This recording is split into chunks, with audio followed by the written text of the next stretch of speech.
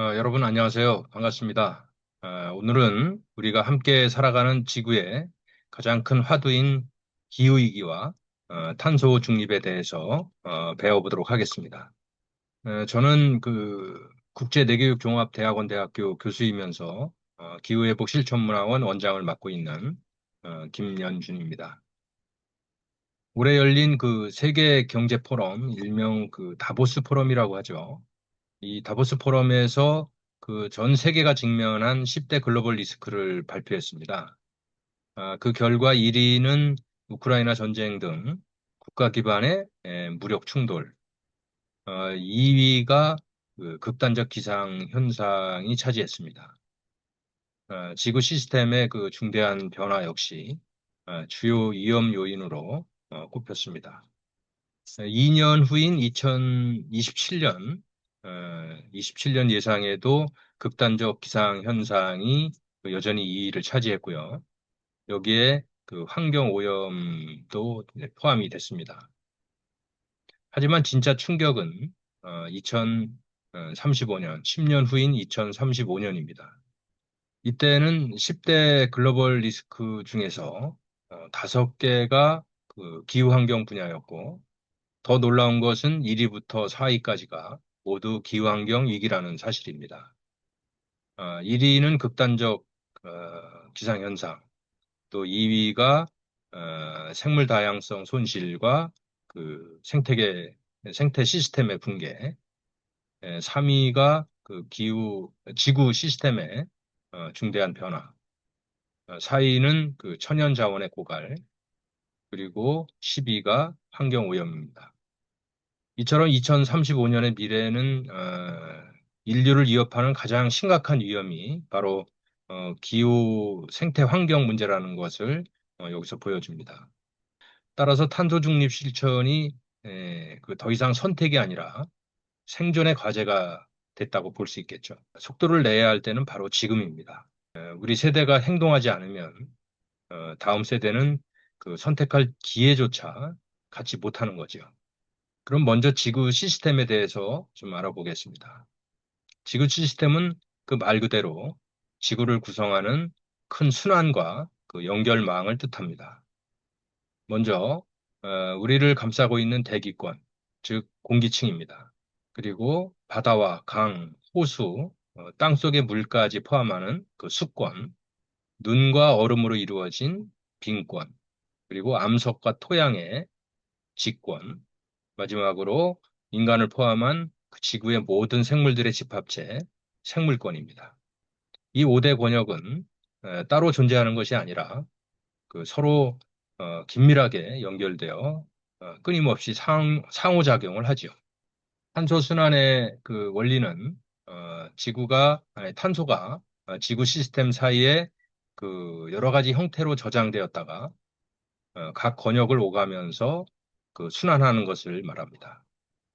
이 순환이 원활해야 하는데 인간의 활동으로 인해 이 균형이 그 깨지고 있는 겁니다. 탄소 순환을 이해하기 위해서는 먼저 탄소에 대해서 좀 알아보는 것이 좋습니다. 탄소의 원소 기호는 C, 카본, 원자 번호는 6번이고 지구상의 모든 생명체의 그 기본 골격을 유지하면서 유기 화합물의 뼈대를 이룹니다. 지구 시스템에서는 탄소는 그 대기 중에서는 CO2 형태로 존재하며 해양에서는 그 용존 무기 상태로 녹아 있어서 그 지구의 거대한 그 탄소 저장고 역할을 합니다. 암석권에서는 석탄이나 석유, 또 석회암 같은 형태로 깊숙이 저장되어 있죠. 다음은 그 날씨와 그 기후에 대해서도 구분을 좀 해봐야 되겠습니다. 이 날씨라는 것은 특정 지역에서 그 몇 시간에서 며칠 사이에 그 시시각각으로 변하는 그 기상 현상을 말하고요. 이 기후는 그 일정한 지역에서 30년 이상 오랜 기간 동안에 걸쳐서 나타나는 그 날씨의 그 평균적 상태를 말합니다. 사람으로 치면 그 날씨는 그날의 컨디션이나 뭐 기분 정도를 말할 수 있고요. 기후는 그 사람의 성격이라고 이렇게 할 수 있습니다. 요즘 그 기후위기라는 말이 그 매스컴과 SNS에서 자주 나오는데요. 과연 그 기후위기라는 것은 어떤 의미일까요? 우리나라 탄소중립기본법에서는 기후위기를 다음과 같이 정의하고 있습니다. 기후변화로 인해서 극단적 날씨, 물 부족, 식량 부족, 또 해양 산성화, 해수면 상승, 생태계 붕괴 등 그 인류 문명에 그 회복할 수 없는 위험을 그 초래하기 때문에 그 획기적인 온실가스 감축이 필요한 상태라고 그 정의하고 있습니다. 이 무시무시한 말들은 거의 다 들어있는데요. 이 폭염과 폭우 같은 그 극단적 날씨를 비롯해서 이번에 그 강릉시 그 가뭄 사태에서도 보듯이 이 물 부족 현상, 그리고 이것은 이제 식량 부족으로 이어질 수 있습니다. 짙어진 그 대기 중 이산화탄소가 바닷물에 녹아서 그 바다가 산성화되고 또 지구가 더워지면서 바닷물의 부피가 커지고 또 그 빙하가 녹아서 그 해수면이 그 상승하게 됩니다. 남태평양 한가운데 있는 그 투발루 같은 나라는 지금 해수면 상승으로 인해서 그 나라 전체가 그 물에 잠기고 있습니다. 또한 그 해안가를 따라서 건설된 그 세계 그 주요 도시들도 그 해수면 상승의 영향을 받을 것으로 그 우려가 됩니다. 그리고 생태계 붕괴. 이런 그 돌이킬 수 없는 그 불가역적인 그 회복할 수 없는 그 위험을 초래하기 때문에 이 온실가스를 획기적으로 감축해야 하는데 그 과연 우리는 지금 어떻게 하고 있는지 좀 돌이켜 봐야 하겠습니다. 이러한 기후위기를 초래하는 것이 온실가스입니다. 현재 온실가스는 이제 7종이 있습니다. 온실가스의 대부분을 차지하는 것은 이 이산화탄소인데요. 이산화탄소가 한 91.5% 정도를 차지하고 있습니다. 그래서 그 탄소 하는 겁니다. 이산화탄소와 메탄, 그리고 이 아산화질소, 이것은 우리 생활 속에서 배출되고 이 나머지 수소불화탄소나 산불화질소, 과불화탄소, 육불화황 같은 어, 이런 온실가스는 그 산업 공정에서 배출이 됩니다. 이 이산화탄소는 한 번 배출되면 대기 중에 한 200년 정도 그 체류를 하는데 이거에 비해서 메탄은 대기 중에 머무는 시간이 12년으로 아주 짧습니다. 따라서 이 메탄을 좀 감축만 할 수 있다면 이 온실 효과가 줄어드는 것을 우리 세대에서 좀 볼 수 있게 되는 겁니다. 그래서 이 메탄 배출을 좀 대폭 좀 줄여보자 하는 것입니다. 이러한 온실가스가 이제 온실 효과를 가져옵니다. 이 온실 효과가 그 다 나쁜 것은 아닙니다. 이 온실 효과는 그 자연적인 온실 효과와 그 인위적인 온실 효과로 나누는데 에, 이 자연적인 온실 효과가 없다면 지구는 그 영하 19도 정도로 무척 추워서 많은 생물들이 살 수 없습니다. 이 신비한 자연적 온실 효과로 인해서 다양한 생물들이 지구에서 살 수 있는 거죠. 문제는 이 인위적 온실 효과입니다. 인간의 과도한 온실가스 배출로 인해서 이 인위적 온실 효과가 지구 시스템의 균형을 깨면서 기후위기 같은 이런 심각한 문제들을 일으키고 있는 겁니다. 그래서 탄소 중립이 절실하게 요구되고 있는 거죠. 그렇다면 이 탄소 중립은 과연 무엇일까요? 쉽게 말해서 인위적인 그 탄소 배출과 흡수를 같게 하는 겁니다. 그래서 순배출량 그 제로라고 하는 거죠. 그 에너지 사용이나 그 차량 운행, 그 폐기물 등에서 배출되는 그 온실가스와 그 나무나 그 습지 등에서 그 이런 그 흡수원을 통해서 흡수하는 양을 그 제로로 만들어서 탄소 그러기 때문에 그 탄소 중립 또는 그 탄소 제로, 넷제로 이렇게 얘기를 하는 겁니다. 그런데 이 기후위기의 속도는 그 생각보다 빨라지고 있습니다. 2023년 그 IPCC 기후변화에 관한 정부 간 협의체 보고서에 따르면 2020년에 1.1도씨를 넘었고 그 조만간 1.5도씨에 도달할 거라고 하는데 그 세계 기상기구에서는 이미 지난해에 1.5도씨를 넘은 해로 기록될 것이라고 합니다. 2도씨가 넘지 않게 1.5도씨를 사수해야 하는 것은 기후 위험이 크게 증가하기 때문입니다.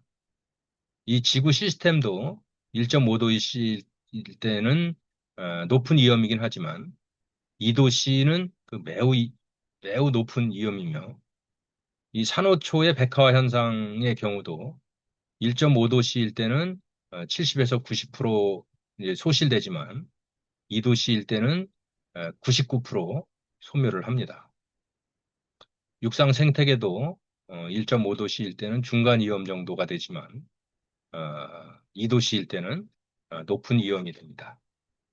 이 공통 사회경제 경로 시나리오 SSP, 이 SSP는 그 인구, 경제, 그 에너지 등 그 다양한 사회경제 요인을 중심으로 한 기후 전망 시나리오입니다. 이 SSP1부터 SSP5까지 5단계가 있습니다. SSP1은 친환경 성장으로 그 지속 가능한 성장 경로이고 SSP2는 중간으로서 현상을 유지하는 경로입니다. 여기까지는 그래도 좋다고 볼 수 있습니다.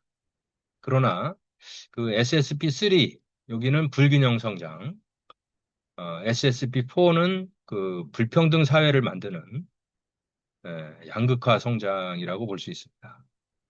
그리고 SSP5 여기는 고속 성장으로서 고탄소 사회를 만들어서 매우 위험한 상태가 됩니다. 우리는 그 SSP1 그리고 SSP2에서 그 현상을 유지할 수 있도록 그 노력을 해야 되겠습니다. 이 오른쪽 그림은 그 SSP1과 2, 3, 4, 5까지를 그림으로 나타낸 겁니다. 이 기후 위기에 대한 그 인식이 중요합니다. 그래서 저는 그 IPCC 6차 보고서의 그 지구 표면 온도 변화 그래프, 요 A인데요. 요 A 그래프와 영국 리딩 대학교의 에드 호킨스 교수가 고안한 그 가열화 줄무늬, 이 B입니다. 이 A와 B를 결합해서 이 C처럼 그 혼합 모형을 만들었습니다. 여러분들 보시기에 그 A, B, C 중에서 어느 그림이 기후위기를 가장 잘 표현하고 있다고 보십니까? 이 기후위기에 대한 그 위험 인식을 좀 확산시켜야 됩니다. 그래서 기후 관련 국제기구인 그 IPCC, 여기도 그 지금처럼 전혀 긴장감 없는 그 지금의 그 기관 로고 이런 거보다는 이 우측의 그림처럼 기후위기를 항상 인식할 수 있는 뭐 이런 로고로 바꿔야 되지 않을까 이렇게 생각을 합니다. 우리는 그 냄비 속 개구리가 되어서는 안 됩니다. 이 미지근한 물속에서 이 온천욕을 즐겨서는 안 됩니다. 물이 뜨거워지기 전에 빨리 뛰쳐나와서 탄소 중립 실천을 해야죠. 이러한 내용을 담아서 저는 여러분들에게 그 기후 편지를 보내드리고 어, 그렇지만 그 시간이 그렇게 많지 않습니다. 더 늦기 전에 안전한 지구를 만들어야 하겠죠. 이 기후 위기를 초래하는 이유 중에 하나는 그 과도한 소비입니다. 우리는 이제 현명한 소비자가 되어야 합니다. 2024년에 그 넷플릭스에서 방영된 그 다큐멘터리 Buy Now 쇼핑의 음모 이 다큐멘터리는 꼭 한번 보시기를 좀 추천드립니다. 소비자를 유혹하는 그 기업의 상술이 얼마나 치밀한지를 알 수 있는 그런 프로입니다. 더 많이 사게 하라. 더 많이 팔아라. 더 많이 속여라. 더 많이 숨겨라. 더 많이 통제하라. 이 소비자가 현명해지지 않으면 어, 기업의 상술에 빠져서 이 과도한 소비를 하게 할 수밖에 없습니다. 이 현명한 소비자가 되어야 하는 이유는 또 있습니다. 지금은 그 미닝 아웃의 시대입니다. 이 좋아서 산 게 아니라 그래서 샀다. 어, 이 소비가 바뀌면 세상이 바뀝니다. 어, 소비자가 바뀌면 그 기업이 바뀌고 정치가 따라옵니다. 이 소비자만이 기업을 움직일 수 있습니다. 소비는 그 돈으로 말하는 나의 그 신념입니다. 이렇게 하지 않으면 자칫하면 그 돈을 주고 그 쓰레기를 살 수 있습니다. 탈무드에 이런 말이 있습니다. 어리석은 자는 싸다고 사고 현명한 자는 그 가치를 본다. 지금은 그 가치 소비의 시대입니다. 소비는 그 선택이 아니라 나를 선언하는 것입니다. 내가 산 물건이 나를 말해줍니다. 기후위기 탄소 중립 시대에 어울리는 그 모범적인 인물이 그 자린고비로 알려진 조르크 선생입니다. 미니멀 라이프를 통해서 근검 전략하고 그것을 나중에 불우한 이웃들에게 나눠주는 그런 그 지혜로운 자선가입니다. 지금처럼 과소비를 계속하려면 지구가 두 개나 세 개는 더 있어야 합니다. 따라서 깨어있는 소비자들은 11월 마지막 주 금요일을 그 아무것도 사지 않는 날로 정해서 과도한 소비에 그 경종을 울리고 있습니다. 절제된 소비가 그 탄소 중립 실현을 앞당길 수 있습니다. 기후위기 시대에 우리 아이들의 미래는 어떨까요? 2021년 그 세이브 더 칠드런에서 발표된 자료에 따르면 1960년대에 태어난 그 할아버지 할머니 세대보다 2020년에 태어난 그 손자 손녀들이 이 산불이나 흉작, 또 가뭄, 홍수, 이 폭염 같은 이런 재난을 당할 확률이 무려 2배에서 7배까지 높은 것으로 나타났습니다. 이 눈에 넣어도 아프지 않을 그 사랑하는 후손들에게 훨씬 더 위험한 환경을 물려주게 되는 어떤 이해할 수 없는 일들이 지금 벌어지고 있는 겁니다. 대한민국은 전 세계적으로 이 기후악당이라는 오명에서 벗어나지 못하고 있습니다. 세계 민간 환경단체가 매년 그 탄소 중립 실천을 그 못하는 나라한테 주는 그 오늘의 화석상 이것을 그 2년 연속 그 받게 되는 그 불명예를 안고 있습니다. 올해부터라도 그 이런 불명예의 그 고리를 끊고 그 세계적으로 탄소 중립을 선도하는 그런 모범 국가가 되었으면 하는 그런 바람입니다.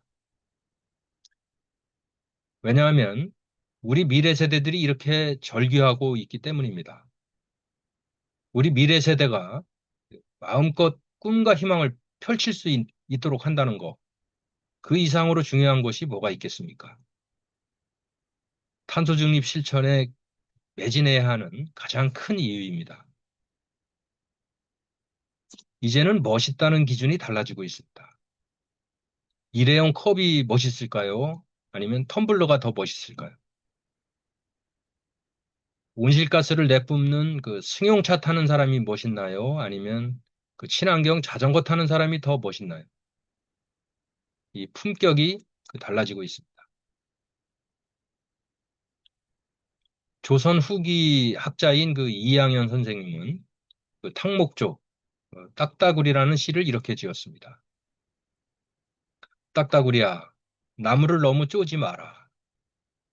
고목 속이 반밖에 남지 않았구나. 비바람은 차라리 걱정이 안 된다만 나무가 쓰러져 내 집이 없어질까 그게 걱정이구나. 지금의 그 기후위기 상황을 예상해서 쓴 시는 아니지만 지금 상황과 너무 흡사합니다.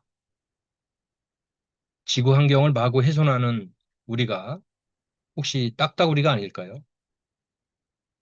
지금부터라도 각성을 해서 냄비 속 개구리나 또 딱따구리가 되지 않도록 해야 하겠습니다. 이제는 이러한 인식의 전환이 필요합니다.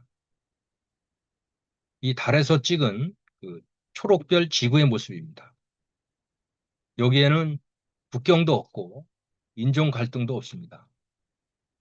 뭐 한국인, 미국인, 중국인, 유럽인이 아니라 오직 지구인들이 살고 있는 그 아름다운 초록별 지구입니다.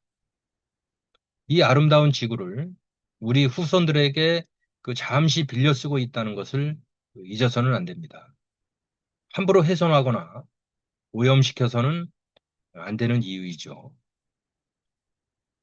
이러한 차원에서 그 생태학적 법칙을 소개해 드리겠습니다.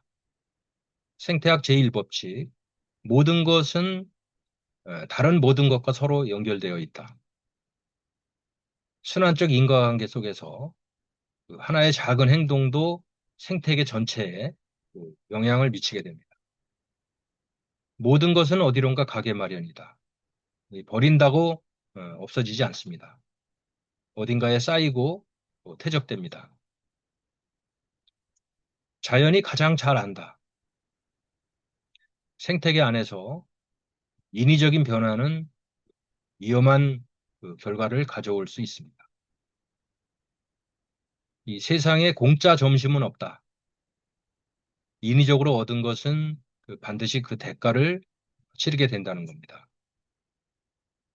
여러 상황에 맞게 그 음미해 봐야 할 그런 문구가 아닌가 이렇게 생각이 됩니다. 이제 그 함께하면 할 수 있다는 그 희망을 얘기해 볼까요? 그 프랑스 파리시의 그 이달고 시장이 예, 파리 시장에 출마했을 때 내걸었던 공약이 좀 특이합니다.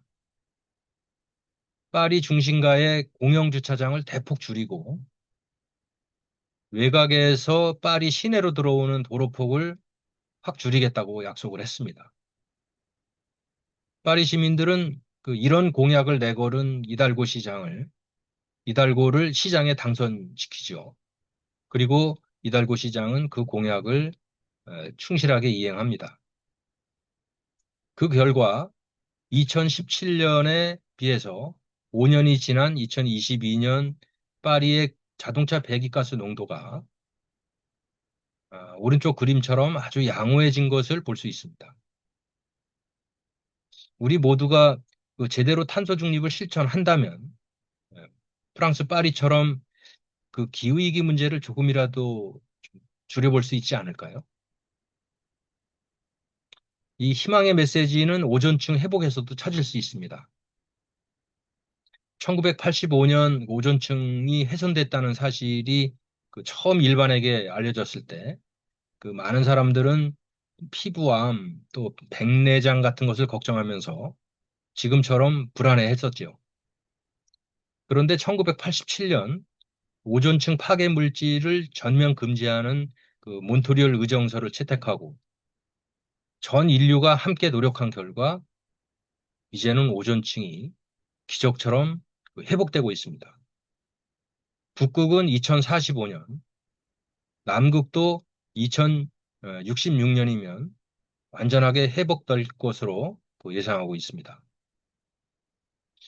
그렇다면 우리도 지금까지 그 탄소 중립 실천을 제대로 하지 않아서 그렇지, 이제부터라도 최선을 다한다면 기후위기, 이 문제 해결할 수 있지 않을까요?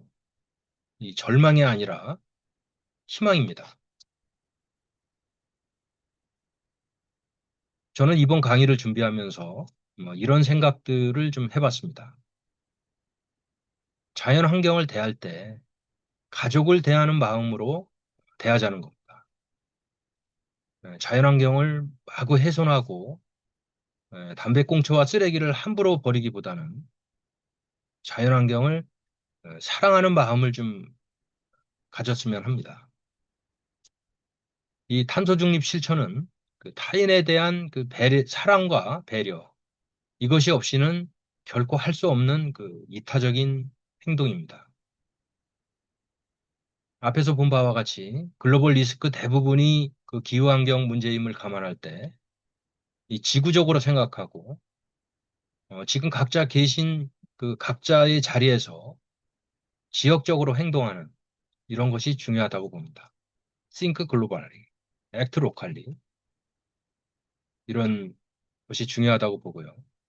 또 그 환경 감수성을 키워서 그 자연환경에 대한 그 공감적 정서를 좀 확산시키는 것이 좀 필요하겠다라고 생각을 합니다. 시간이 많지 않습니다. 아, 이, 더 늦기 전에 탄소 중립 실천 행동을 우리 생활 문화로 정착시키는 것이 필요합니다. 그래서 이 탄소 중립, 탄소 제로성을 만들어서 뭐 율동 공모전을 개최하고 또 그 기후 편지와 또 환경 일기 같은 것을 써서 동참을 호소하는 것도 이와 같은 맥락입니다. 빨리 알아차리고 행동으로 옮기고 실천하고 다 같이 동참해야 하겠습니다. 손자병법에 그 위아래가 함께 원하면 그 이긴다는 말이 있습니다.